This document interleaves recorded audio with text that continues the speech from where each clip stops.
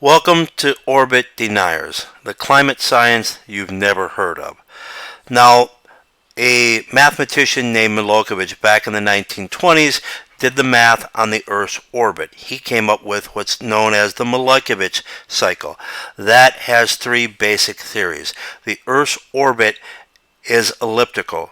We vary from 94.5 million miles from the sun, at which point we normally have ice ages, to 91.4 million miles from the sun, in which case we have what's also known as glacier minimums or warm ages, in which the northern hemisphere and the North Pole are glacier free.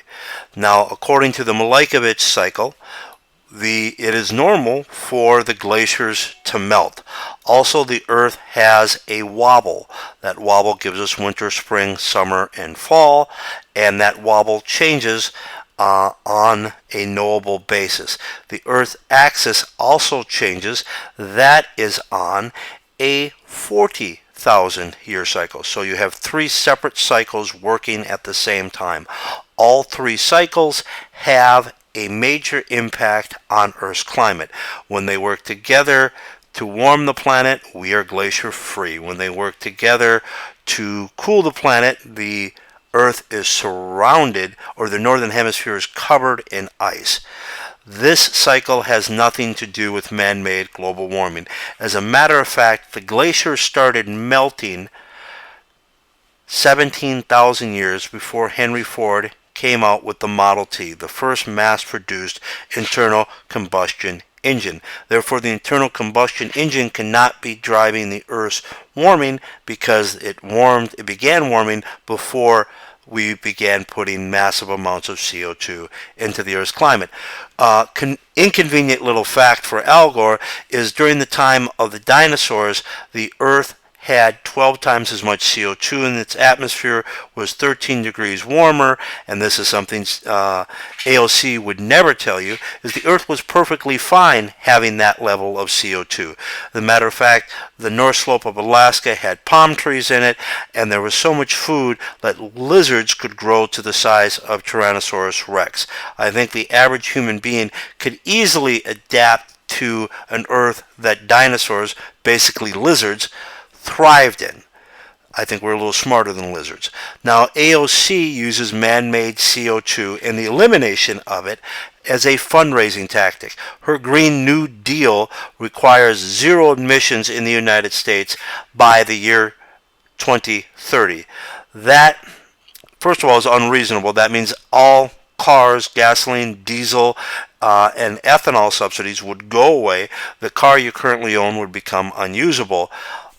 On the other hand, man-made CO2 is really a fundraising technique, and threatening the oil and coal industry with putting them out of business is probably the biggest fundraising technique in the history of the Democratic Party.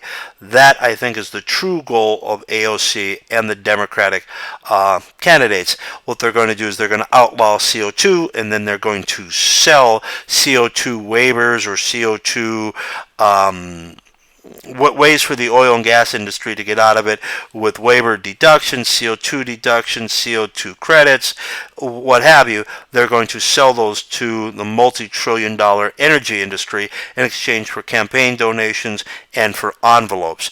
So let's just be honest, CO2 is a blessing.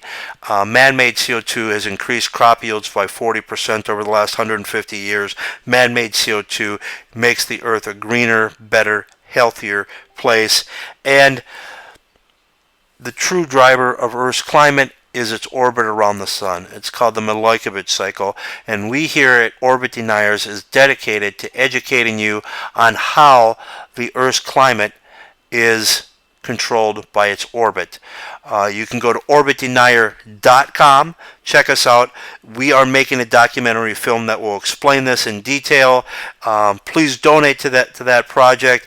And when people talk about the climate, bring up the Earth's orbit, bring up the Milukovitch cycle, send them to orbitdenier.com, because AOC, Al Gore, and the entire Democratic Party and the Democratic media are orbit deniers. Go to orbitdenier.com and find out more. Thank you. My name is Tim Anderson. I am your host, and I am the leader of the Orbit Denier Revolt. We are going to make the environmentalists admit that the Earth's orbit is controlled by its orbit around the sun, and that the climate is not driven by man-made CO2. Man-made CO2 is actually a blessing. Thank you.